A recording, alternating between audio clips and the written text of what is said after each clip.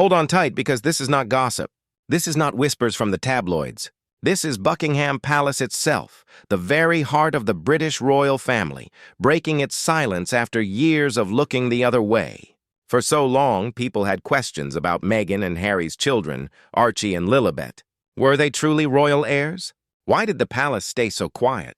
Why did the children never appear in the same way that William and Kate's children did? Rumors circulated. Questions piled up, but the palace never spoke. Until now.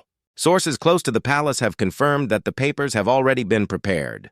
These are not temporary notes or early warnings. These are final orders that will permanently change the status of Archie and Lilibet. The message is harsh but simple. Their claim to royal identity is gone. This is not a family argument. It is not about who likes who. It is about rules, the royal family's oldest rule book. And to understand why the crown made this move, we have to go back more than 100 years to a king who set those rules in stone. The year was 1917. The royal family faced enormous pressure to protect its bloodline from confusion, outside threats, and political danger. King George V stepped forward and issued an official announcement known as the Letters Patent. These were not emotional words. They were not fiery speeches. They were dry, precise lines of law. But inside those lines were rules that would shape the royal family for more than a century. The Letters Patent laid out exactly who had the right to call themselves a prince or princess. The requirements were strict. First, the child had to come from a real royal bloodline. Second, the child's birth had to be officially recognized and recorded by the crown itself. And third, the child had to be officially connected to the Church of England. No shortcuts, no special cases. For generations, these rules protected the royal family. They made sure royal titles were not handed out like favors at a party. They kept the bloodline clear and the rankings secure. And here lies the problem. When the crown looked at Archie and Lilibet, it saw two children who, through absolutely no fault of their own, did not check every single box. Their births, their records, and even their ties to the church left cracks that could not be ignored. Which is why, from the very moment they were born, the clock was already ticking. The royal system was simply waiting for the day it would be forced to act. That day began in 2019 with the birth of baby Archie. At first, everything seemed to follow the script. Joyful announcements, public smiles, a healthy new child. But then something strange happened, something buried deep inside the paperwork. On Archie's birth certificate, Meghan was listed by her full legal name, Rachel Meghan Markle. That was completely normal. But then, suddenly and without any explanation, the document was changed. Her name was removed and replaced with her royal title, Her Royal Highness, the Duchess of Sussex. Who does that? Birth certificates are not fashion statements. They are legal records locked permanently into history. Yet here was one being rewritten as if it were a press release. Meghan claimed the palace forced the change. Palace staff denied it. Both sides pointed fingers, but neither backed down.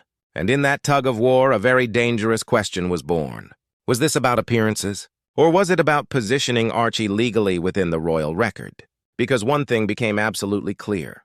This child's entry into history was no longer smooth or simple. It was messy, fought over, and surrounded by doubt. And once doubt enters the official record, the foundation begins to crack. By the time Meghan and Harry welcomed their second child in 2021, the palace had already learned something important. Silence was louder than words. When Lilibet Diana was born, the announcement did not come from Buckingham Palace. It did not arrive with the sound of royal trumpets, proud attending doctors, or photographs of the new baby carefully prepared for the history files. Instead, it came from across the ocean, a cheerful, polished press release from sunny California. For hundreds of years, royal births were far more than family milestones. They were events written into the history books, carefully documented, witnessed, and officially recorded. The baby was never just a child. They were a symbol of continuity, living proof that the royal family was carrying on. Every detail was preserved, from the hospital announcement to the signatures of the attending royal doctors. But with Lilibet, nothing. No royal presence, no ceremonial stamp, no acknowledgement from the palace whatsoever. It was as though the royal family had quietly turned its back. For those watching closely, it felt completely unlike anything seen before, like a curtain gently falling, sending a signal that this baby's birth, though celebrated in California, was not being claimed by the crown. If the birth raised eyebrows, what came next raised genuine alarm. Months later, Meghan proudly announced that Lilibet had been baptized in California. She spoke warmly about the ceremony, the photos, the joy of the moment. But behind palace walls, quiet whispers began. Because while Meghan's team considered the baptism fully official, the Church of England did not. And in the world of the royal family, that difference matters far more than most people realize. Don't forget to subscribe to Royal Report Daily for more royal updates. A royal christening is not simply about sprinkling holy water and taking family portraits. It is about connection. It ties the child to the church, to the crown, and to hundreds of years of royal tradition. It is a seal, one that officially writes the baby into the record as part of Britain's royal history.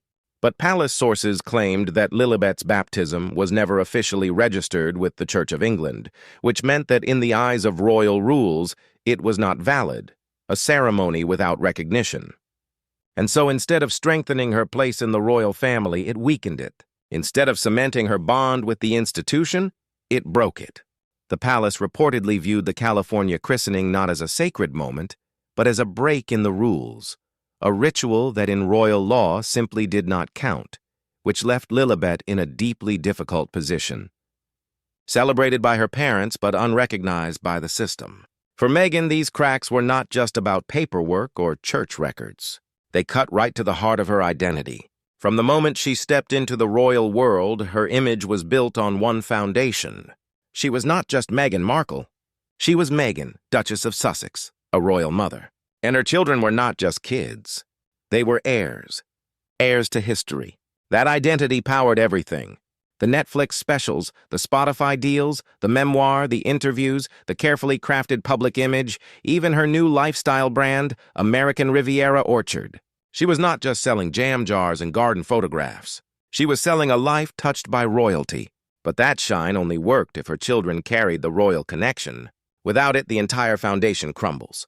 No royal heirs, no royal mother, just a Hollywood couple trying to hold on to a crown that no longer wanted them. And behind the soft portraits, the polished branding, and the carefully managed public image, Meghan faced a fear she could not hide.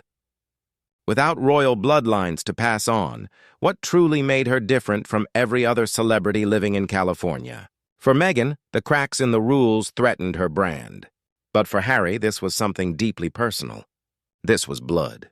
Sources close to the palace whisper about late nights when Harry would pick up the phone and call back to the very family he had walked away from. His voice was not calm. It was not polished. It was emotional and desperate. He begged them to reconsider. He begged for his children's future to be written into the royal record. Those who know Harry say he genuinely believed he could live as both the son who had stepped away and the father of children who had remained royal. He thought stepping back from royal duties would not erase his children's place in the bloodline. He believed they would still carry the Windsor name forward no matter how far California felt from London.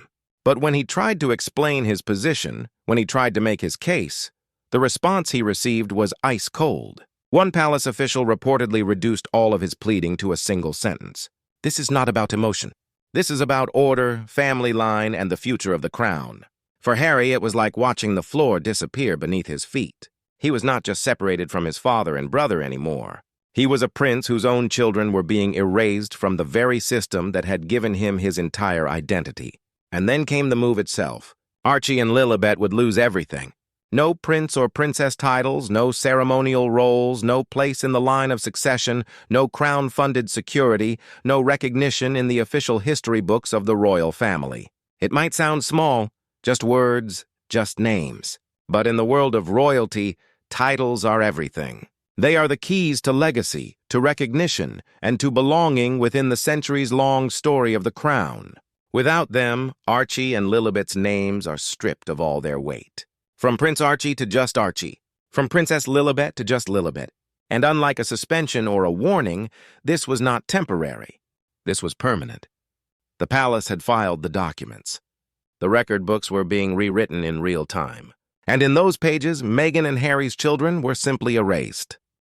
For years, Meghan and Harry had built their public image as the royal rebels. They gave interviews, signed major deals, and told their story to the entire world. Every scandal, every documentary seemed to feed and strengthen that identity. But here is the truth. You can only be a rebel if the crown still claims you. The royal family understood this perfectly. That is why it never shouted across the Atlantic, never responded to every media storm with words. Instead, it stayed quiet, patient, and watchful. And when the moment was right, it acted with precision, stripping titles, removing succession rights, and cutting the final cord.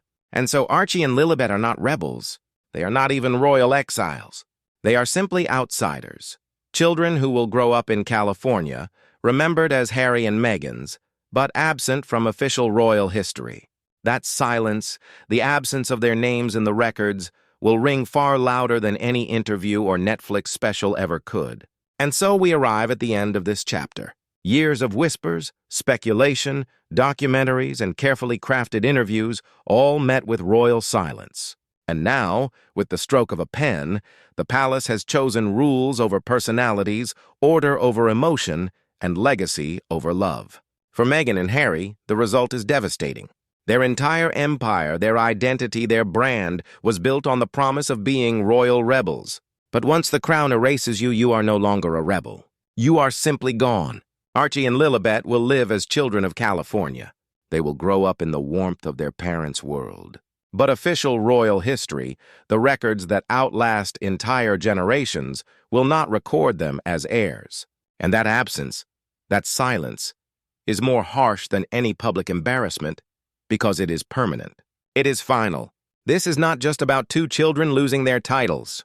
This is about the royal family sending a message louder than any speech. The crown does not bend to personalities, no matter how famous, no matter how loud. And in that silence, Buckingham Palace has delivered what may be the coldest and most calculated move in its entire modern history. That is all for today here at Royal Report Daily.